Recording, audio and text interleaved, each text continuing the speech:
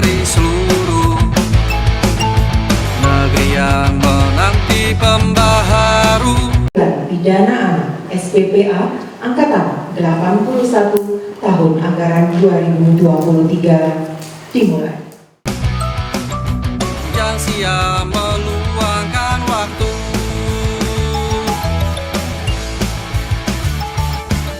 dan tenaga untuk dedikasi. Selanjutnya, laporan penyelenggaraan pelatihan terpadu Sistem Peradilan Pidana Anak SPPA Angkatan 81 tahun anggaran 2023 oleh Kepala Pusat Pengembangan Pelatihan Teknis dan Kepemimpinan.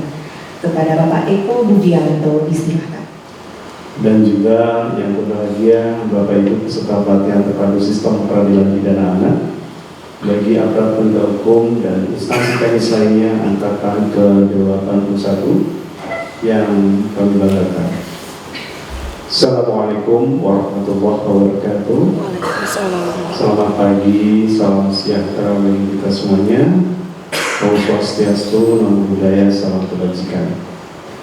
Tentunya tidak luput dan tidak letang senantiasa kita panjatkan puji syukur kita kepada Allah Subhanahu wa Ta'ala, Tuhan yang Maha Esa, karena atas segala limpahan rahmat, karunia-Nya, nikmat-Nya, dan kemuliaan-Nya, hingga pada saat ini kita diberikan senantiasa diberikan keselamatan, keberkahan, pun juga kesempatan untuk bisa hadir di dalam kegiatan pembukaan pelatihan sistem terpadu pidana anak bagi aparat penegak hukum dan instansi teknis lainnya angkatan ke-81 di lingkungan Kementerian Hukum dan HAM tahun anggaran 2024. Bapak Kepala Badan yang kami hormati, perkenankan pada kesempatan ini kami menyampaikan laporan singkat persiapan pelaksanaan pelatihan terpadu Sistem Peradilan Pidana Anak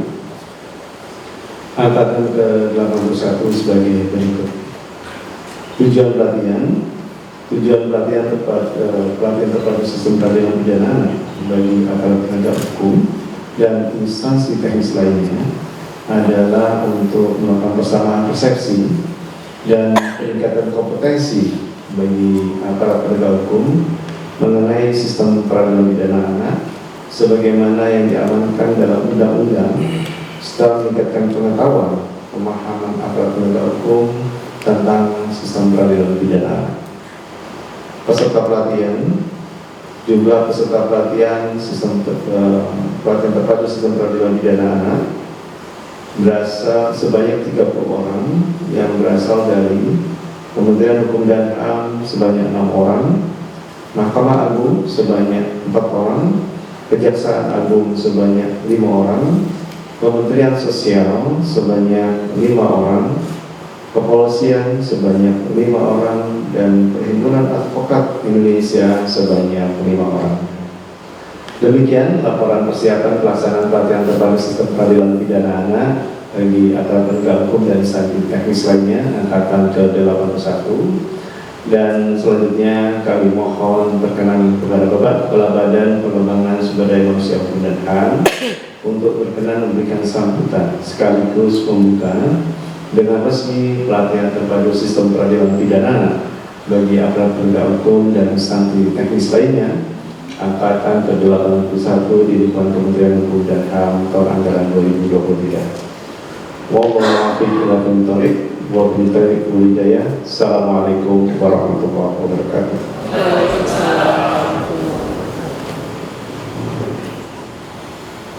Bapak dan Ibu yang kami hormati, mari kita dengarkan bersama sambutan Kepala Badan Pengembangan Sumber Daya Manusia Hukum dan HAM sekaligus membuka dengan resmi pelatihan terpadu Sistem Peradilan Pidana Anak Angkatan 81 tahun anggaran 2023. Kepada yang terhormat Bapak Iwan Kurniawan disilakan. Terima kasih. Bismillahirrahmanirrahim. Assalamualaikum warahmatullahi wabarakatuh. Selamat pagi, salam sejahtera untuk kita semua. Om Swastiastu, Namo Buddhaya, salam kebajikan. Izin saya menyapa tamu-tamu kami dari eksternal. Yang pertama, Sekretaris Badan Penelitian dan Pengembangan dan Pendidikan dan Pelatihan Hukum dan Peradilan Mahkamah Agung RI. Mohon maaf kalau saya salah menyebut nomenklaturnya, Ibu. Terima kasih sudah hadir bersama kami. Yang saya hormati Sekretaris Badan Pendidikan dan Pelatihan Kejaksaan Republik Indonesia sudah hadir bersama kita, masih dalam perjalanan mungkin ya. Kemudian Sekretaris Badan Pendidikan dan Pelatihan Kesejahteraan Sosial Kementerian Sosial atau yang mewakili, terima kasih Ibu sudah hadir bersama kami. Yang saya hormati para pimpinan tinggi hadir bersama kami, Pak Eko. Beliau sohibul hajat kegiatan ini. Sehari-hari beliau adalah Kepala Pusat Pengembangan Pelatihan Teknis dan Kepemimpinan, gitu ya. Yang saya hormati yang mewakili Sekretaris Direktorat Jenderal Pemasyarakatan, terima kasih sudah hadir bersama kami di sini. Kemudian yang mewakili Direktur Politeknik Ilmu Pemasyarakatan, terima kasih Pak Dr. Yuska. Saya sudah menyapa Bu Sri belum? Belum ya. Ya, biasa kalau sudah kenal seperti itu, dianggap sudah seperti teman gitu ya. Bu Sri, terima kasih. Kali kedua rasanya kita ketemu ya. Beliau dari Pradi. Ya. Kemudian teman-teman penyelenggara dari Kampus Pengembangan Pelatihan Teknis dan Kepemimpinan. Nah, inilah beliau-beliau ini nanti yang memfasilitasi kegiatan kita ini. Ya. Baik. Dari Bareskrim, ya baik Pak, terima kasih. Saya sekaligus sudah menyapa beliau, selamat datang Pak. Terima kasih sudah hadir bersama kami. Dan tentu saja yang saya banggakan para peserta pelatihan sistem peradilan pidana anak terpadu dan unit teknis lainnya, ya, angkatan ke-81 tahun 2023. Bapak Ibu sekalian, izinkan saya sekali lagi untuk mengajak kita semua untuk memanjatkan puji dan syukur kehadirat Allah Subhanahu wa Ta'ala, Tuhan yang Maha Kuasa. Di pagi yang cerah ini, yang alhamdulillah sudah hampir 2 bulan lebih hujan tidak kunjung turun, begitu ya. Tapi ini pasti ada maksudnya, ini pasti ada hikmah. Ya. Kita hari ini berkumpul dalam kegiatan pembukaan pelatihan sistem peradilan pidana terpadu. Bapak Ibu sekalian, bicara tentang sistem peradilan pidana anak dan bicara tentang pelatihan sistem peradilan pidana anak tentu tidak terlepas dari dasar hukumnya, yaitu Undang-Undang Nomor 11 Tahun 2012 tentang sistem peradilan pidana anak. Nah, pada tahun 2013 kemudian Bappenas menetapkan prioritas nasional dalam rangka menyamakan persepsi tentang bagaimana implementasi sistem peradilan pidana anak itu dilaksanakan oleh Integrated Criminal Justice System. Ya. Bicara integrated berarti ada unsur lain selain aparat penegak hukum di sana. Ya. Apalagi nanti kita akan lihat seperti apa perkembangan atau dinamika yang harus kita sesuaikan dalam rangka pelaksanaan sistem peradilan pidana anak ini. Ya. Bapak Ibu sekalian, prioritas nasional yang ditetapkan oleh pemerintah melalui Bappenas di tahun 2013 memberikan mandat kepada Kementerian Hukum dan HAM sebagai leading sektor pelaksanaan pelatihan SPPA. Ya. Sampai dengan hari ini terhitung sudah 81 angkatan. Kalau dijumlah, ya, itu sekitar hampir 2.600 alumninya. 2.600 alumni. Meskipun mandat leading sektor pelatihan SPPA itu diberikan kepada Kementerian Hukum dan HAM, tapi dengan jangkauan peserta dan aparatur penegak hukum yang tersebar demikian luas, baik dari sisi geografis maupun dari sisi jumlah, tidak memungkinkan bagi Kumham untuk kemudian secara sendirian menyelenggarakan kegiatan.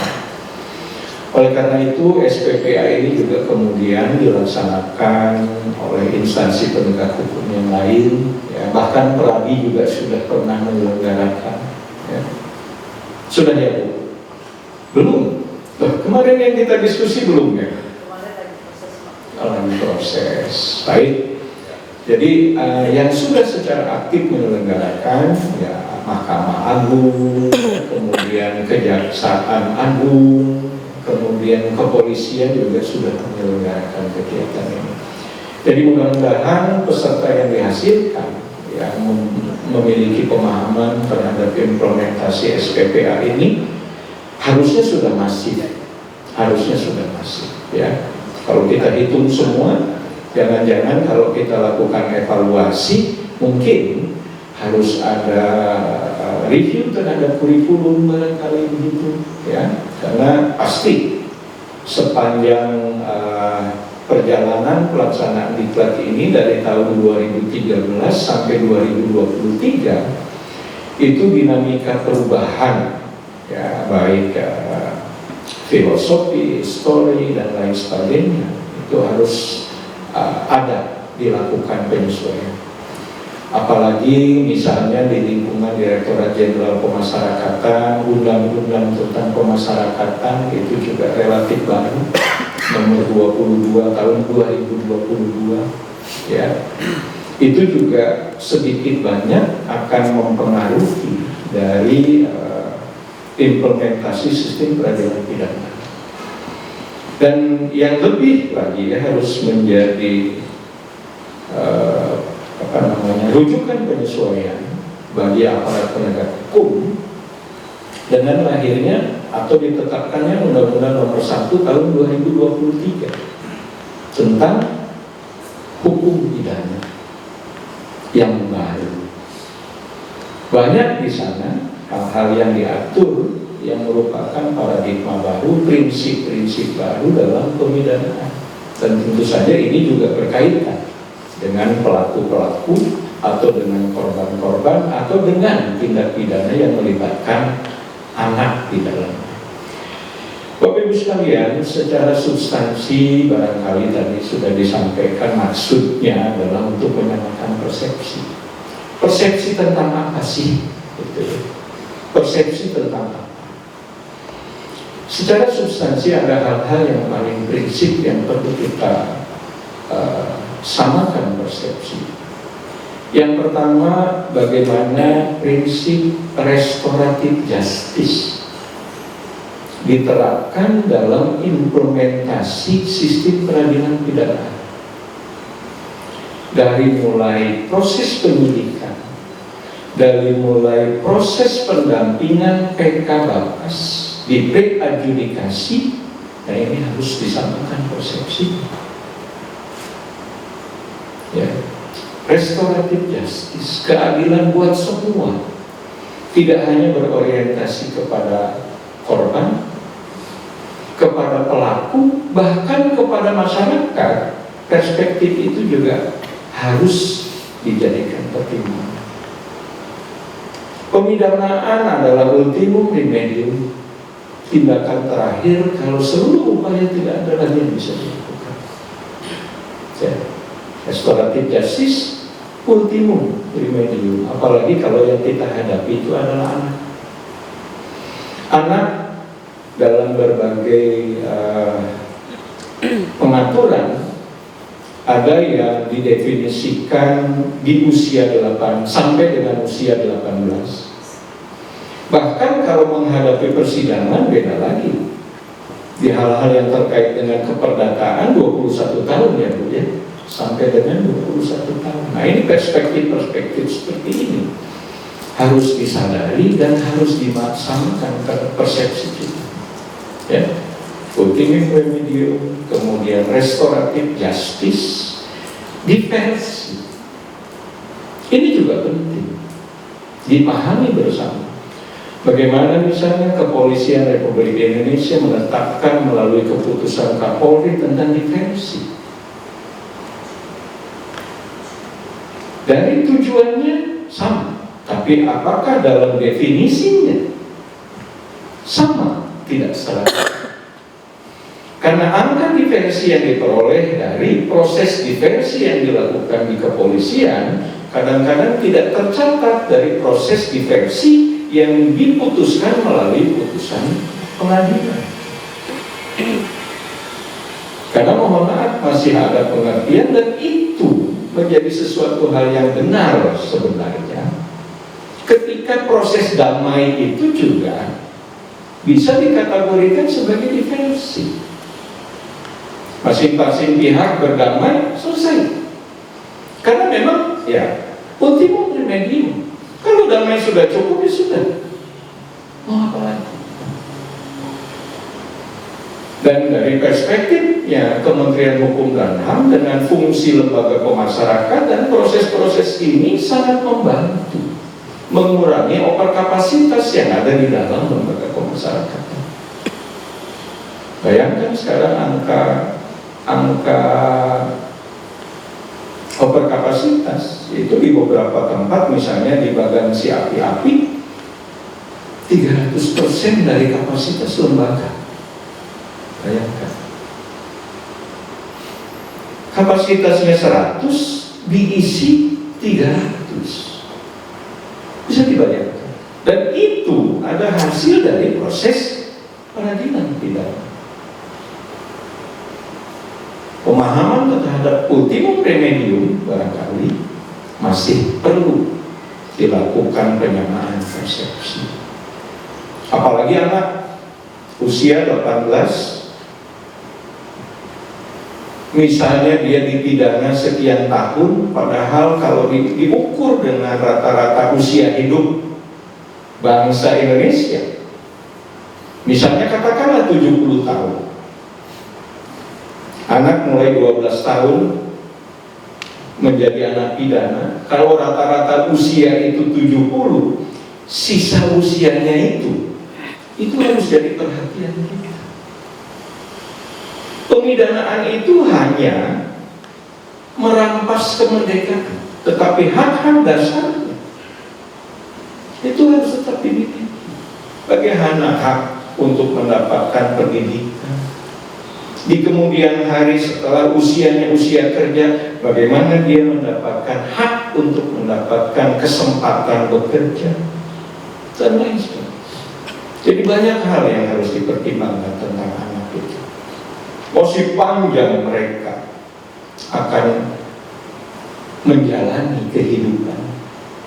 Oleh karena itu, secara khusus SPPA ini ada pelatihan. Kemudian ke depan, ini barangkali informasi isu aktual. Kemarin baru saja diresmikan tindak pidana kekerasan seksual. Ini juga melahirkan mandat untuk adanya pelatihan. Leading sektornya yang bertanggung jawab menerima mandat undang-undang ini adalah Kementerian Pemberdayaan Perempuan dan Perlindungan Anak. Tetapi kementerian itu belum memiliki balai diklat, belum memiliki lembaga diklat. Lagi-lagi mungkin akan dikoordinasikan dengan Kementerian Hukum. Jadi pelatihan ke depan itu di samping SPPA, TPKS itu mungkin sebentar lagi juga akan kita mulai pendidikan pelatihan.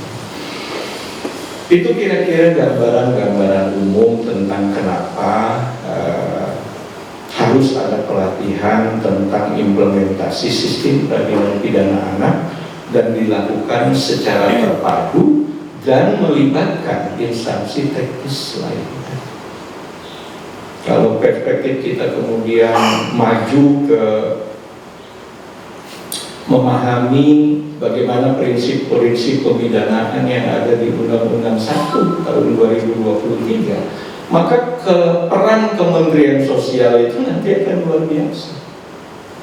Peran Kementerian Sosial itu nanti akan sangat luar biasa. Baik, dan sebelum saya menutup, saya ingin bercerita tentang satu hal yang barangkali bisa menginspirasi kita. Ya, ini saya dapatkan ketika saya bertugas di Kepulauan Riau, di Tanjung Pinang.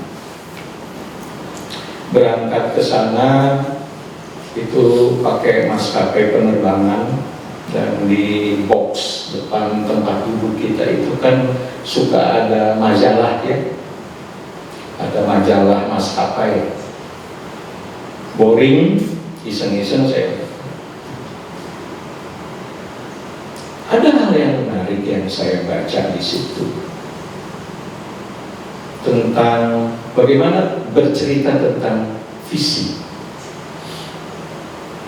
Visi dalam definisi bisa diartikan sebagai cita-cita, bahkan ekstrim bilang itu mimpi. Tapi visi itu penting. Visi itu juga penting bagi penegak hukum yang melakukan implementasi sistem peradilan pidana. Apa yang saya baca? Artikel itu bercerita tentang bagaimana seorang tukang pasang batu bata punya visi. Kita tahu kalau pasang bata itu materialnya ya pasti pasir, semen, batu bata. Ada yang pakai kapur, tapi itu zaman dulu katanya supaya lebih merekat, tapi yang mendasar adalah pasir, semen, batu bata. Lalu alatnya apa? Ya sendok pasir, ya alat untuk ngaduk-adukan semen, gitu. Tapi apa yang kemudian dijelaskan tentang visi seorang tukang pasang bata? Ada 3 orang tukang pasang bata yang sedang bekerja. Datanglah si penulis artikel itu tanya kepada tukang bata yang pertama, "Pak, lagi ngapain?" Tukang bata itu jawab, "Saya sedang pasang bata." Bahannya apa? Ya itu yang tadi saya sebutkan. Caranya seperti apa? Ya adukan setelah jadi Pak, kita ini kan tempelkan bata terus kita naikkan. Dan sehari itu tidak boleh lebih dari 1 meter Pak, gitu. Khawatir nanti rubuh. Oke. Itu visi bekerja tukang pasang bata yang pertama. Lalu dia jalan lagi ke tukang bata pasang bata yang kedua. Sedang pasang bata. Ditanya lagi, "Pak, lagi ngapain?" "Saya sedang membuat tembok." Dia bilang, "Saya bukan sedang pasang bata, tapi saya sedang membuat tembok."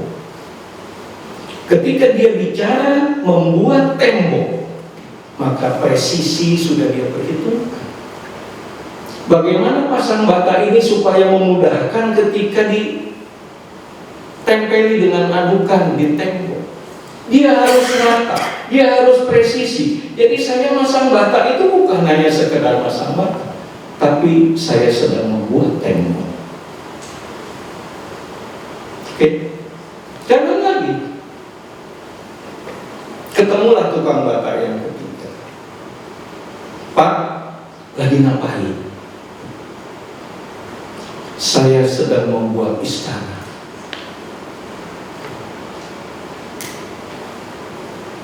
Tukang bata yang ketiga ketika ditanya dia sedang memasang bata, dia bilang, "Saya sedang membuat istana." Apa yang ada dalam pikiran tukang bata yang ketiga itu? Dia sudah membayangkan membayangkan sebuah istana yang berdiri dari pasangan satu demi satu bata. Bagaimana tembok itu harus dibentuk, bagaimana ruangan-ruangan itu harus diatur. Hanya dengan pikiran saya masang bata. Tapi yang dibayangkan adalah sebuah istana. Visi seorang tukang bata berbeda-beda. Saya bukan bermaksud mengajak Bapak Ibu jadi tukang pasang bata. Listen learn yang kita peroleh dari itu. Yang saya maksud dengan tentang restoratif justice, tentang ultimum remedium, tentang diversi, tentang semangat literasi, tentang bagaimana mengikuti dinamika, itu menjadi visi seorang penegak hukum yang mengimplementasikan sistem peradilan pidana. Melalui proses peradilan pidana anak ini, saya masih tetap berharap anak ini akan menjadi seseorang. Semangat saya tidak hanya menjebloskan dia ke dalam penjara,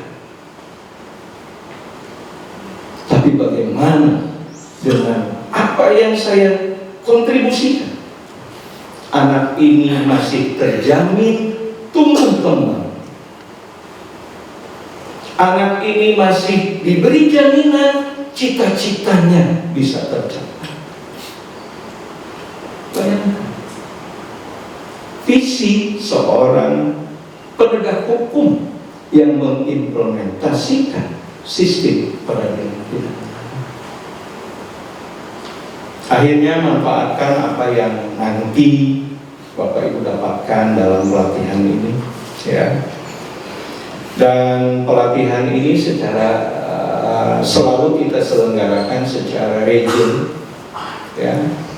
APH-nya berangkat dari provinsi yang sama, ya, dari unsur penegak hukum yang berbeda, tapi selalu dari provinsi yang sama. Dengan maksud apa? Bapak Ibu nanti terjalin dalam sebuah komunikasi. Karena satu tempat, satu daerah, komunikasi relatif lebih mudah. Persoalan yang dihadapi relatif homogen, ya. Jadi efektivitas dari pelatihan ini yang tujuannya menyamakan persepsi, kemudian tadi, ya, memiliki visi bagaimana implementasi sistem peradilan pidana. Terima kasih atas perhatian Bapak Ibu sekalian, dan dengan mengucapkan Bismillahirrahmanirrahim, pelatihan sistem peradilan pidana anak angkatan ke-81 tahun anggaran 2023 secara resmi saya nyatakan dibuka.